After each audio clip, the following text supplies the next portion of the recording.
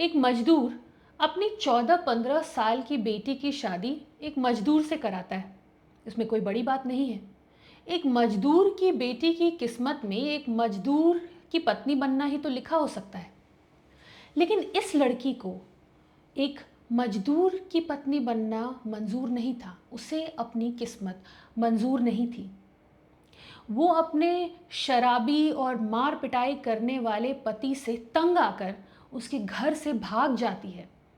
अपना पेट भरने के लिए छोटा मोटा काम करती है, फिल्मों में ट्राई करती है और उसके बाद साउथ की सेक्स सायरन बनके पूरी इंडस्ट्री पर छा जाती है। बड़े बड़े प्रोड्यूसर्स और डायरेक्टर्स की लाइनें लग जाती है इसके घर के सामने। तो आज क्राइम टेल्स में हम अनीशा सिंह आनंद लेकर आए हैं कहानी विजय लक्ष्मी वडलापति यानी कि सिल्क स्मिता के ज़िंदगी और मौत की कहानी। एक मजदूर की बेटी और एक मजदूर की पत्नी, एक डोमेस्टिक हेल्प, एक मेकअप आर्टिस्ट से लेकर साउथ इंडियन सिनेमा की एक आइकन बनने का सफ़र सिल्क स्मिता का अचानक 23 सितंबर 1996 को ख़त्म हो गया, जब ये पता चला कि उन्होंने अपने चेन्नई के घर में सुसाइड कर लिया है। उनकी मौत सुसाइड थी ये तो मान लिया गया था, लेकिन आखिर उन्होंने सुसाइड क्यों किया, उसके पीछे की मिस्ट्री कभी सॉल्व ही नहीं हो पाई। अपने समय के सबसे कंट्रोवर्शियल एक्ट्रेसेस में से थी सिल्क स्मिता। वो एक डीवा थी। उन्हें इंडियन सिनेमा की मैरिलिन मोनरो भी कहा जाता था। 5 अलग अलग लैंग्वेजेस में उन्होंने 450 फिल्में की थी। 2 दिसंबर 1960 को जन्मी सिल्क स्मिता का असली नाम विजय लक्ष्मी था। बेहद ही गरीब परिवार में उनका जन्म हुआ था। पैसों की तंगी के कारण पढ़ाई उनकी बहुत अच्छी हो नहीं पाई और सिर्फ चौथी क्लास तक ही वो पढ़ पाई थी और 10 साल की छोटी सी उम्र में ही उन्होंने चूल्हे चौकी की जिम्मेदारी भी उठा ली थी। पैसों से वो गरीब ज़रूर थी, लेकिन एक चीज़ से वो बहुत अमीर थी, सांवला रंग, लेकिन बहुत ही अपीलिंग पर्सनालिटी। बड़ी ही कम उम्र में वो अपनी उम्र से ज़्यादा लगने लगी थी, तो उनके घर वालों के लिए ये भी एक परेशानी का सबब था। उन्हें लग रहा था कि उनकी बेटी बहुत जल्दी बड़ी हो रही है और लोगों की नज़र उनके ऊपर है, तो उन्होंने आनन फानन में बहुत ही कम उम्र में उनकी शादी एक मजदूर के साथ करा दी और अपनी जिम्मेदारी से मुक्त हो गए। विजय लक्ष्मी यहाँ शादी करके आ तो गई, लेकिन ससुराल में इनकी ज़िंदगी बिल्कुल ख़राब सी हो गई थी। उनका पति पी करके उन्हें मारता पीटता था, टॉर्चर करता था। उनके ससुराल वाले उनको टॉर्चर करते थे। कुछ दिन तो वो चीज़ों को संभालने में लगी रही, लेकिन जब उन्हें लगा कि अब ये बर्दाश्त के बाहर है, तो वो एक रात अपने घर से भाग जाती हैं और चेन्नई की तरफ, यानी जो उस समय मद्रास हुआ करता था, उस तरफ रवाना हो जाती हैं। कुछ छोटे मोटे काम करती है जिससे किसी तरीके से उनका पेट भर जाए और फिर एक जानी मानी एक्ट्रेस के घर उन्हें एज अ डोमेस्टिक हेल्प काम मिल जाता है। क्योंकि विजय लक्ष्मी बचपन से ही कामकाज में, घरेलू कामकाज में दक्ष थी, तो यहाँ पे भी उनको काम करने में और तुरंत में काम में ढल जाने में समय नहीं लगा। इस एक्ट्रेस के घर में इन्होंने शुरुआत एज अ डोमेस्टिक हेल्प ज़रूर की थी, लेकिन चूंकि इनका रुझान मेकअप और साज श्रृंगार की तरफ भी था, तो इन्होंने इस एक्ट्रेस का धीरे धीरे मेकअप आर्टिस्ट का भी काम ले लिया। वो उनका टचअप किया करती थी, उनके कपड़ों पर ध्यान दिया करती थी। तो इस तरीके से विजय लक्ष्मी का एक्सपोजर फिल्मी दुनिया की तरफ भी हुआ। हालांकि बचपन से ही उनको रुझान तो था फिल्मों की तरफ, लेकिन अब उस रुझान को मानो पर मिल गए थे।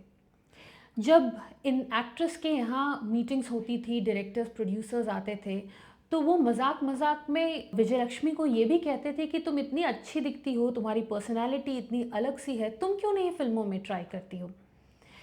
ये सारी बातें मजाक में चलती थी, लेकिन विजय लक्ष्मी के एम्बिशन को यहाँ पर हवा मिल रही थी। तो ऐसे में किसी ने एक दिन उन्हें तंज कस दिया कि तुम्हें भी इन बड़ी बड़ी गाड़ियों में बैठना है क्या। तो विजय लक्ष्मी ने जवाब दिया कि एक दिन मैं इतनी बड़ी गाड़ियों में बैठूंगी ज़रूर, लेकिन वो गाड़ियाँ मेरी अपनी होंगी।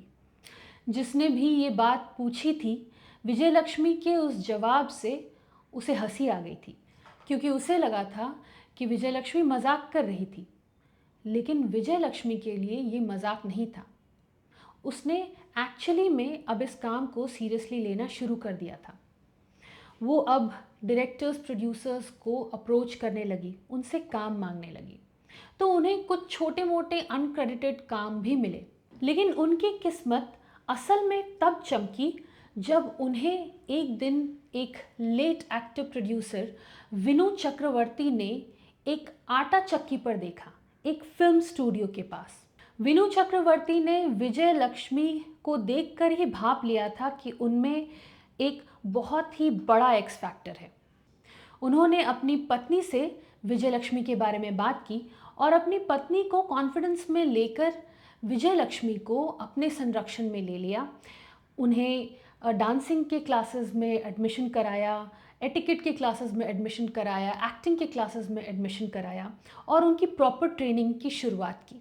और फिर विजयलक्ष्मी को 1980 में उनका पहला ब्रेक मिला, उनकी पहली फिल्म वेंदी चक्रम में। वेंदी चक्रम में उन्होंने एक बार गर्ल का रोल किया था और इस कैरेक्टर का नाम था सिल्क। ये फिल्म सुपरहिट हुई। लोगों ने विजयलक्ष्मी के काम को भी बहुत सराहा। उसके बाद फिल्मों के ऑफर्स आने लगे। तो इस फिल्म में, जो कि इनके कैरेक्टर का नाम सिल्क था, तो विजयलक्ष्मी ने इस कैरेक्टर के नाम को ही अपना नाम बना लिया और फिर सिल्क स्मिता के नाम से अपने करियर की इन्होंने शुरुआत की। Vijayalakshmi AKA Silk Smitha was now on a point of no return. उनके पास फिल्मों के ऑफर्स एक के बाद एक आते रहे और सारे के सारे रोल्स ग्लैमरस रोल्स ही थे। सिल्क स्मिता एक आइकन की तरह निकल कर आई थी। वो बिल्कुल अलग थी। वो एक सेक्स सिंबल की तरह उभर कर आ रही थी। किसी भी तरीके का इनहिबिशन उनमें नहीं था। उनको देखने के लिए ऑडियंस बड़े नंबर में थिएटर्स में जाने लगे। सबको पता चल गया था कि सिल्क स्मिता अगर उनकी फिल्म में होंगी तो इसका मतलब फिल्म सुपरहिट होने वाली है।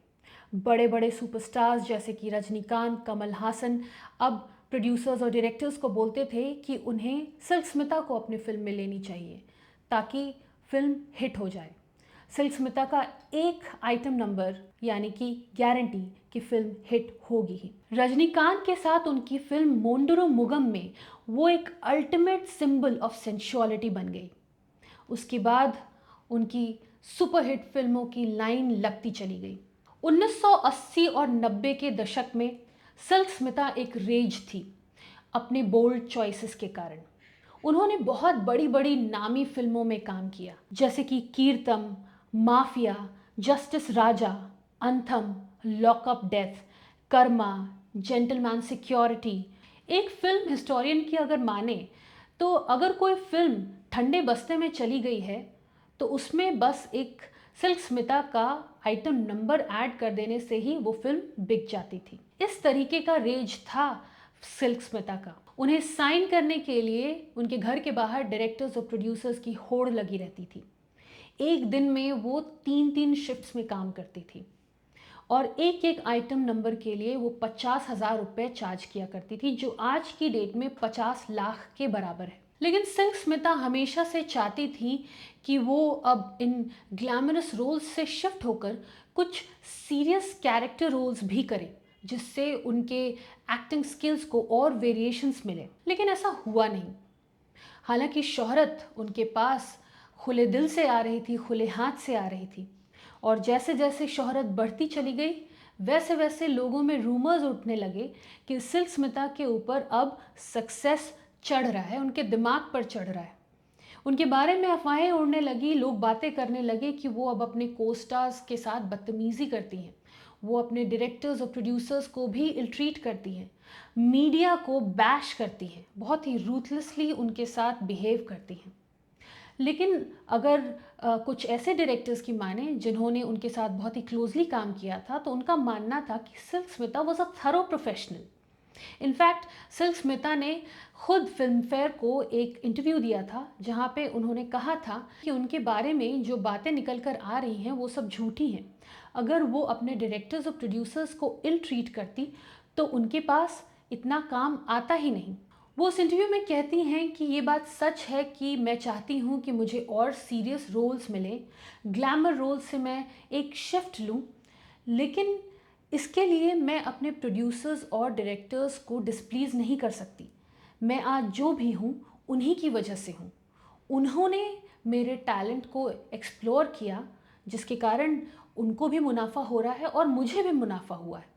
तो वो जैसा कहेंगे मैं वैसा करूँगी। वो अगर मेरे पास ग्लैमरस रोल्स ही लेकर आएंगे तो मेरे पास उनको हाँ करने के अलावा और कोई चारा नहीं होगा। तो ये बात बिल्कुल गलत है कि मैं अपने डायरेक्टर्स और प्रोड्यूसर्स की सुनती नहीं हूँ।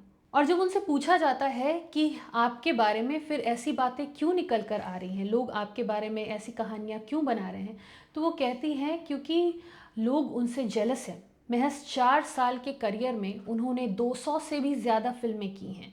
ये किसी भी एक्टर के लिए बहुत बड़ी उपलब्धि है। तो ऐसे में उनके राइवल्स उन्हें डिफेम करने के लिए ऐसी बातें उड़ा रहे हैं।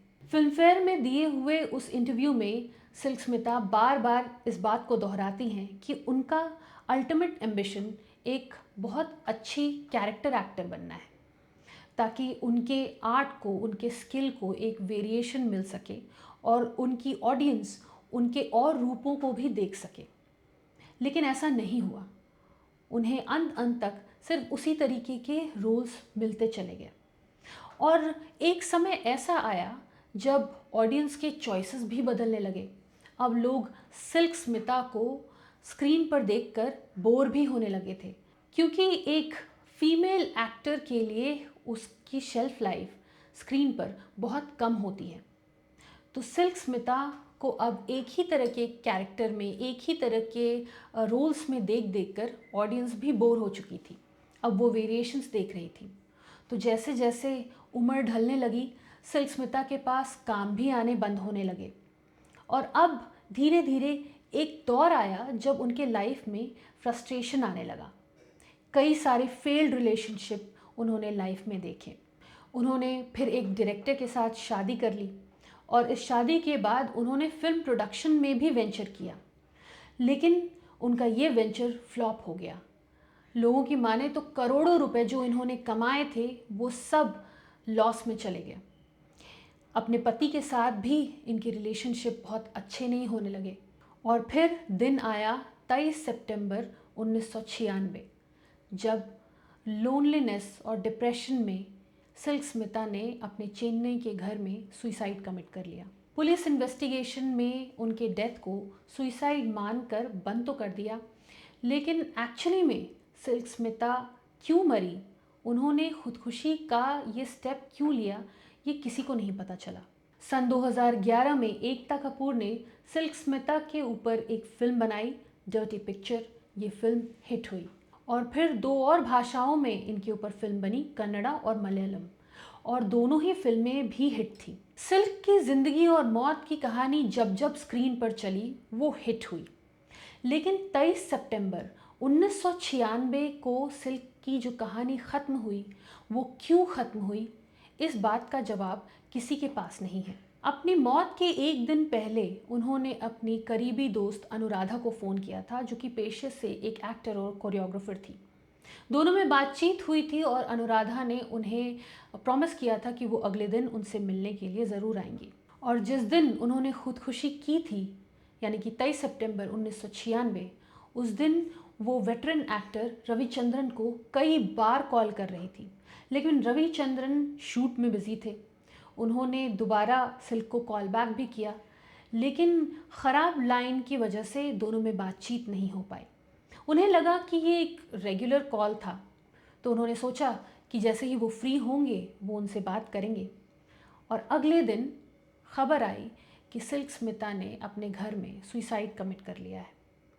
अनुराधा और रविचंद्रन दोनों ही ये बात सोचते होंगे कि अगर उन्होंने उस दिन उनसे बात कर ली होती या मुलाकात कर ली होती, तो शायद सिल्क के दिमाग में क्या चल रहा था वो उन्हें पता चल जाता, शायद सिल्क सुसाइड नहीं कमिट करती। सिल्क ने आखिरी समय में क्या सोचा, उनके दिमाग में आखिर चल क्या रहा था? मरने से पहले वो सिल्क थी कि विजय लक्ष्मी थी? इन सारे सवालों के जवाब अब भी अनसुलझे हैं। आपको क्या लगता है सिल्क स्मिता की कहानी के बारे में? हमें बताइए कमेंट बॉक्स में। अगर आपको हमारा ये वीडियो अच्छा लगा हो तो प्लीज़ अपने फ्रेंड्स और फैमिलीज़ में शेयर कीजिए। और अगर आपने हमारा यूट्यूब चैनल क्रिडेंस स्टूडियो अब तक सब्सक्राइब नहीं किया है तो प्लीज़ सब्सक्राइब कीजिए और बेल आइकन को भी प्रेस कीजिए ताकि हमारा लेटेस्ट नोटिफिकेशन आपसे मिस ना हो। मिलेंगे फिर अगले एपिसोड में एक नई कहानी के साथ। तब तक अपना ख्याल रखिएगा। Thank you so much.